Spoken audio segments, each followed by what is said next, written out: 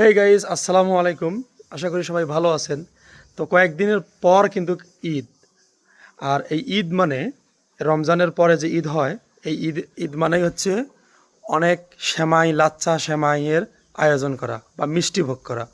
তো আমাদের রংপুর তথা কুড়িগ্রাম অঞ্চলে আমরা গ্রামের মধ্যে দেখবেন যে বিভিন্ন ধরনের লাচ্চা সেমাই তৈরি করে থাকি।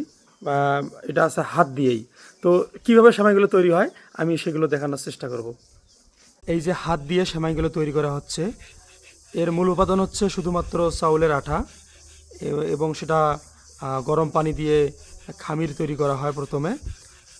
তারপর এইভাবে আর কি সেমাইগুলো তৈরি করা হয়। সেমাইগুলো তৈরি করার পর এভাবে রৌদ্রের মধ্যে শুকাতে দিতে হয়। যখন এটা ফুলফিল অনেক শুকাবে বা অনেক শক্ত হবে, তখন এটা কিন্তু ওই আমরা যে সাধারণ লাচ্ছা সেমাইগুলো যেভাবে যে প্রক্রিয়ায় রান্না করে থাকি, সেম সেভাবেও রান্না করা যায়। এটা যুগ যুগ থেকে চলে আসছে। যে আমার দাদি, সেও কিন্তু এই সেমাইটা তৈরি করতেছে। এটা প্রাচীন কাল থেকে এই সেমাইগুলো তৈরি করে আসছে, আমাদের ঐতিহ্য। যদি এমন সেমাই আপনারা তৈরি করেন বা আপনারা অবশ্যই কমেন্টস করে জানাতে পারেন।